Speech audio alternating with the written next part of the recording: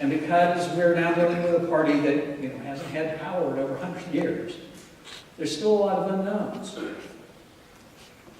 But what we do know is that the state's budget is somewhere between $2.9 billion and $3.7 billion in the red.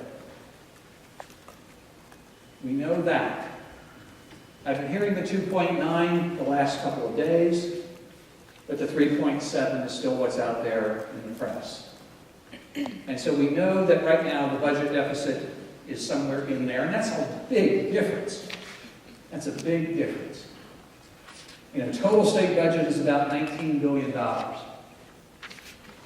that's a lot of difference when you're talking a $19 billion deficit. Now, you hear a place like New York has a $26 billion deficit. Well, they've got a lot bigger budget than North Carolina does. So, what do we do about that?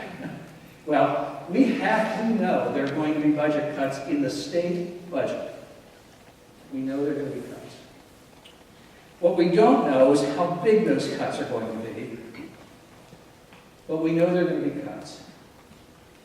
We also don't know, and won't know until May, what tax collections look like. And a third of the whole state's whole income comes in April. So until May, we really won't know. We have to plan as if there's going to be a major cut, because we believe there is, and no one is saying there's not. We had a starting point where we said to each of the colleges in my divisions, other than the colleges, to present to me a 5% reduction and then a 10% reduction.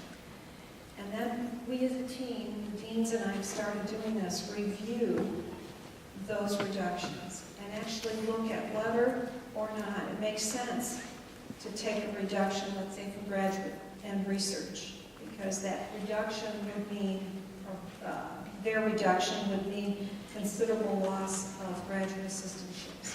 So we have to go back to what the Chancellor said about mission-critical kinds of things. So we're not just saying everybody 5%, everybody 10%. We're taking a hard look across those, having some rather good discussions, some of which are quite heated. But fun. I mean, we have a good time, right? But I wanted to let you know that it's not just that 5% or 10%. Is there anything that we can do that you guys would suggest to encourage our representatives and senators to come to campus and become better aware of what we do provide, what the impact would be? Yeah, I would encourage you to do that. I'm going to be in the legislature Wednesday of next week, trying to catch up with all the new reps that I can, and just introduce myself to people not from our area. We are trying to schedule now to get on the calendar to get as many as possible here for the end of February, Clifton? 25th. To get as many as feasible on the campus, and what we'll do is tour the campus with them to show them what we're talking about. That's been very effective for us in the past in helping people understand. Once they get here, it's different than just hearing about it.